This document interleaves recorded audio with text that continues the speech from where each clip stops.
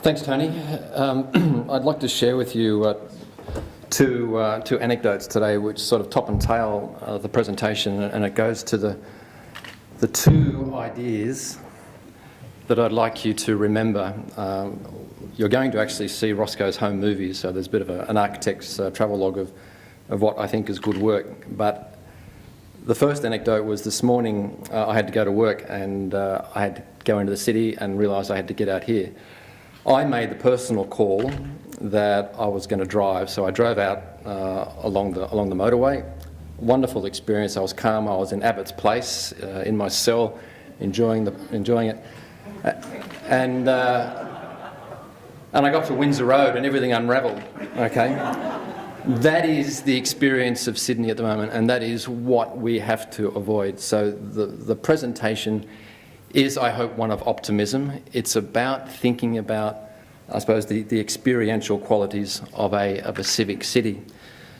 The other thing at the end, and this is a fairly highfalutin description of a simple idea, is that the moment of transcendence, and just hold that thought. And I'm just waiting for the machine to catch up. So this is the current city plan.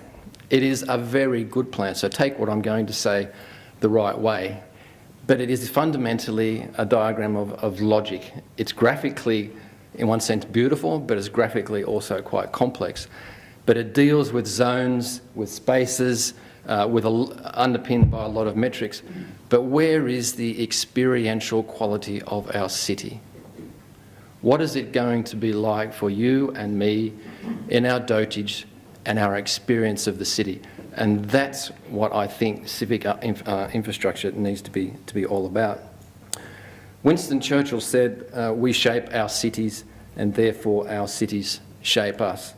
Well, is this the shape of our city? Is this where we want to be? It is a nightmare. So George Street, York Street are not what I believe to be human spaces. And if you come out to Western Sydney is constipated in the morning. You cannot get anywhere. It is not the place we really want to be.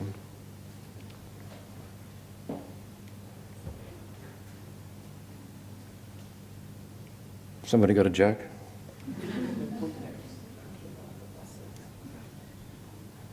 Which way? At the screen. It's congested. Thank you, Philip. So we're not going anywhere, people.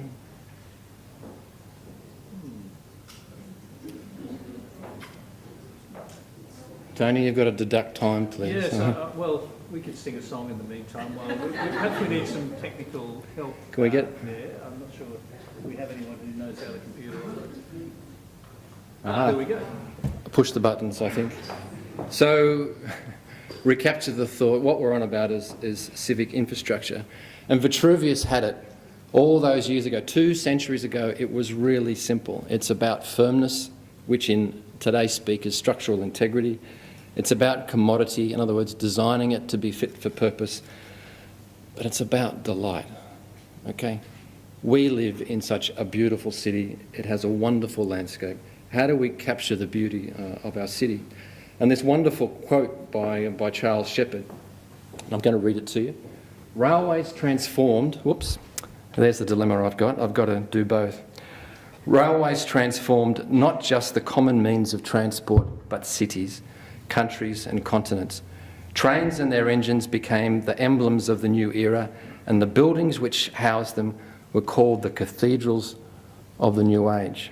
So there's the opportunity for civic infrastructure to uplift people. I'm going to quickly walk you through Roscoe's travelogue of what I think are projects that exemplify these precepts of civic infrastructure. People-centric, place and identity, having a natural systems approach, a seamless connectivity, economy, exceptional quality and future-proof. And there's one at the end. Now, there's no prizes for guessing where this comes from. What Gladys Berejiklian has done, in my mind, has transformed a profession and an industry and a political paradigm. One single imperative, putting the customer first, has really changed the way the industry is focused. And this image of grand central station, for me, says it all. It's about bringing humanity to our civic architecture. And public architecture is about ennobling life. It's about heightening the human experience and making it enjoyable. And if there's any one building typology that allows us to connect on a daily basis with masses of people, it is public transport and the stations. So we have an obligation in these massive engineering projects to make sure that this investment is made wisely. And there are any number of international precedents where this heightening of human experience is occurring. It is certainly about designing for the masses, and for any of you who've been in the Conga line at Olympic Park, you know what that experience can be like. The press of flesh is an interesting thing, but the beauty of the work out at Homebush is that it's spatially generous. It allows people to move through these spaces in comfort. But in Europe, there is a more subtle mindset at play as well. So it is designing places for the individual journeys so that you, as the individual punter, when you get on and off the train, you enjoy that experience. The second precept, no surprise to most of you here, is about place and identity. So we have at the forecourt of our city, I think, an exemplar of public space. It is international. It's embracing a generous place. It has a great sense and quality and activity, and it has the potential of future light rail to really round out all the modes of transport coming into the city. There are a raft of examples around the world, and I hope you're getting this sense of optimism from me that we are doing things well in Sydney at the moment, but we have great precedents to build upon around the world. Bringing heritage to life is one of the great things we need to do. We don't have a lot of it in Sydney. So at Parramatta, the government had the wisdom to capture what Bob was talking about, the beginnings of the rail system in New South Wales, 1854. Every element of that infrastructure, all the equipment, all the rooms, all the buildings were kept and brought to life. And Peter McGregor's great work out at Olympic Park, Jacaranda Park, really is also telling us these stories about building place and art into our cities. And I was encouraged to hear Julian's talk just then. I think it was the last precept, living cities. This place in New York, I think, is just one of the great exemplars of programmable space. And if we can bring that level of sophistication to the development of civic infrastructure, to our stations and light rail stops, where they are actually programmed by the community, we will have a heightened experience. There are any numbers of great iconic entries for local presence, and I think the Washington Metro for me really tells a story. Now 40 years old, would you believe, but today is quite an enduring example of really high quality architecture applied with components right through the system. Number 3, a natural systems approach. Here at Grenoble, a couple of simple ideas. Grass track bed for the recharging of the aquifer, but also the planting of massive tree belts for shelter. This is a project that is moderating climate and contributing to the development of their community, but also it's a light touch. The infrastructure here is very, very subtle. It does not have to be heavy. Infrastructure does not have to be heavy. And one of our projects that we're quite proud of is the Epping to Chatswood Rail Link. Now, this is a project with platforms 8 stories underground. But with the support of government, we were able to design naturally ventilated stations. So we get air quality and daylight quality deep down into the platform. It took a lot of work, but we were backed by the government to make it happen. Number 4, seamless connectivity. An image here from Copenhagen. And that's a community that know how to do it. If you haven't been to Copenhagen, the integration of transport, civic life, architecture has really been done well.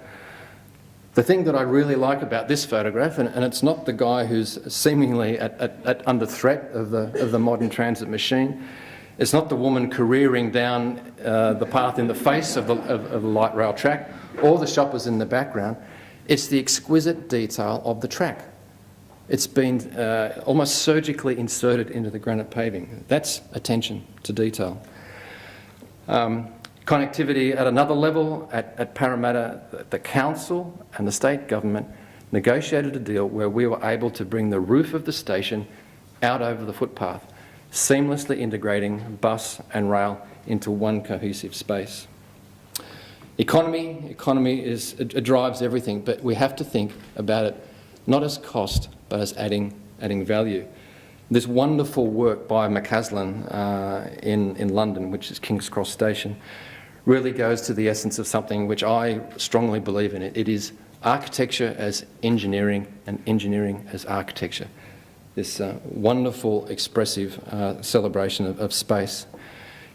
Designed in other examples through the repetition and rigour, but also, again, in London, this idea of design for manufacture. If you want to get quality into this infrastructure, you design at the beginning to know how you are going to assemble it. And you also look to regenerate space, and the English are doing it in a really wonderful way at St Pancras and at King's Cross. One of the opportunities in Australia that we are missing out on is that government has not yet grasped the idea of integrated development in its cities. The scale of the projects coming through Brisbane, Sydney and Melbourne over the next decade will be phenomenal. And if we can really grasp the idea of inserting these large infrastructure projects into the city in a way that fosters vibrant and very cost-effective commercial development, such as this at 1 William Street in Perth, is the way to go. Exceptional quality, Santiago Calatrava, what a wonderful exponent of engineering as architecture. Employing simple, compelling ideas and driving it to conclusion. The idea underground of intuitive space. You don't need signs, you understand it from first principles. And here again, the idea of engineering and making. And Foster's wonderful work on the Jubilee line, the generosity of space. Could we have stations of this quality at Barangaroo or at Central to Everleigh? I'd like to think we can. And as I said before, this idea of spatial continuity here at Copenhagen, a great exemplar of what can be done, integrating surface and subsurface realms. And here in Copenhagen again, the idea of facade underground. These are exquisitely detailed internal spaces. And I'd like to think that the next generation of transport in New South Wales, and in fact all the Australian states, could embrace this level of thinking. I'm going to break that sense of optimism now with some realities and two thoughts that confound me. Whoops, okay. Well, my slide has disintegrated somewhere between Hassel and the Institute, but there is a vernacular that's developing in state government at the moment that defines, we have 14 different words now that describe the process of concept, design development and documentation. And this slide, which is disintegrated, just tries to elaborate that process. The second thing, I suppose, is the discourse that occurs between architects and engineers. And bless our cotton socks, we've understood it for years. It really is a simple process, and everybody in this room who's an architect understands the various stages that you go through in a design process. But our good engineering friends are out of step with us. And I asked a structural engineer, a civil engineer and a mechanical engineer to draw the stages of their services, and they all drew something different. So this is Roscoe's attempt to align what they are talking about and what we are talking about. And if you think of the conflict that you have, this is one of the reasons where it stems from. Then if you apply across the top of that discourse between architect and engineer what our clients are looking for, from preliminary base case through to environmental assessment, through to PPP or whatever, we provide our services at different stages of that cycle. And progressively, it builds up to a point where what we're trying to do in all cases is define a level of service. In my view, it's only ever going to be a full quality definition if they allow us to provide full design and documentation. So there is a conversation we've got to continue to have within the industry about aligning the client's expectations, the engineers' vernacular, and our own. Then finally, the seventh precept was the idea of future-proofing. Now I'm going to show you some diagrams which are not government policy. They're my interpretation of what could happen, and shows you perhaps more the potential of what is out there, and then you apply the imagery that I've shown you for the future. So this is how we were in 2010, and Gladys was on the news last night announcing the South West Rail Link will be open sometime later this year. The government's now committed to the North West Rail Link, so you can begin to see the emergence of a pattern, and they are doing currently the master planning of the second rail link. So this will get us out to 2025, and a very significant investment in that, probably in the order of $20 billion.